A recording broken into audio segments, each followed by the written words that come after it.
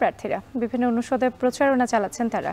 এ নিয়ে আরও জানাতে চট্টগ্রাম বিশ্ববিদ্যালয় থেকে যুক্ত হয়েছেন শোয়েব রহমান।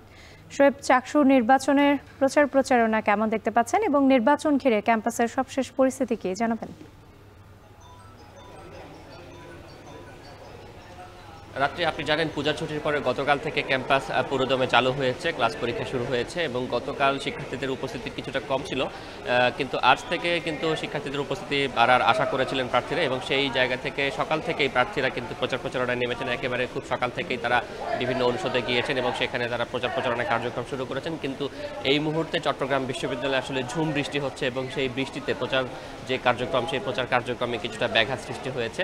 তারপরেও প্রার্থীরা আছেন বিভিন্ন অনুষদে, তারা অবস্থান করছেন এবং এখানে যারা ভোটাররা রয়েছেন, শিক্ষার্থীরা রয়েছেন, তাদের মাঝে তাদের লিফলেট বিতরণ করছেন এবং লিফলেট বিতরণের পাশাপাশি তাদের যেই সেই ইশতেহারগুলো ভোটারদের কাছে তুলে ধরছেন এবং তিনি নির্বাচিত হলে কী ধরনের কার্যক্রম করতে চান সেগুলোও কিন্তু তারা তুলে ধরছেন। এবং লিফলেটের ক্ষেত্রে আমরা দেখেছি তারা কিছুটা বৈচিত্র্য আনার চেষ্টা করেছেন, তার পদের সাথে মিল রেখে লিফলেট বানানোর চেষ্টা করেছেন, কিংবা চট্টগ্রাম বিশ্ববিদ্যালয়ের যে পরিবেশ এবং প্রকৃতি, সেই সাথে এখানকার যেই সংস্কৃতি দীর্ঘদিন ধরে চর্চা হয়ে আসছে সেই সব বিষয়গুলো মাথায় রেখেই কিন্তু অনেকে লিফলেট ছাপিয়েছেন।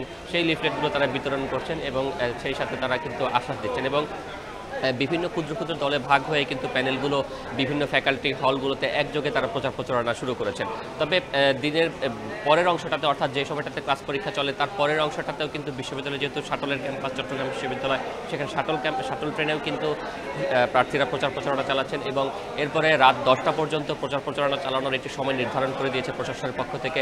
সেই রাত 10টা পর্যন্ত কিন্তু বিশ্ববিদ্যালয় ক্যাম্পাসের যে সকল জায়গায় আড্ডামুখর হয়ে ওঠে সেখানে প্রার্থীরা যাচ্ছেন, সেখানে আড্ডা দিচ্ছেন এবং একই সাথে হলগুলোতেও কিন্তু তারা প্রচারণা করছেন। তো সব কিছু মিলিয়ে যদি বলি যে প্রচারণা জমে উঠেছে এবং গতকালও কিন্তু প্রশাসনের নির্বাচন কমিশনের সাথে প্রার্থীর এবং ভোটাররা বৈঠক করেছিলেন এবং সেখানে প্রার্থীদের বেশ কিছু বিষয় তারা নির্বাচন কমিশনের দৃষ্টি আকর্ষণ করেছেন এবং সেখানে বিশেষ করে পোলিং এজেন্ট নির্বাচনের জন্য বা পোলিং এজেন্ট নিয়োগের জন্য কিন্তু 8 অক্টোবর পর্যন্ত সময় বেঁধে দেওয়া হয়েছে কমিশনের পক্ষ থেকে এবং সেই সময়ের মধ্যে নির্দিষ্ট যে গুগল ফর্ম রয়েছে সেই গুগল ফর্মের মাধ্যমে প্রার্থীরা তাদের পোলিং এজেন্ট কারা হবেন সেই বিষয়টি তারা নির্বাচন কমিশনে আবেদন করবেন এবং সেভাবেই কিন্তু নির্বাচন কমিশন থেকে পোলিং এজেন্ট নিয়োগ করা হবে।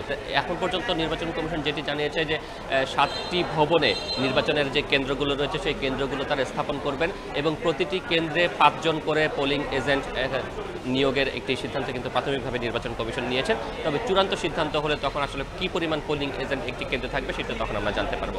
রাত্রি শোয়েব রহমান যুক্ত ছিলেন আমাদের সঙ্গে, জানাচ্ছিলেন চাকসু নির্বাচনের খবর।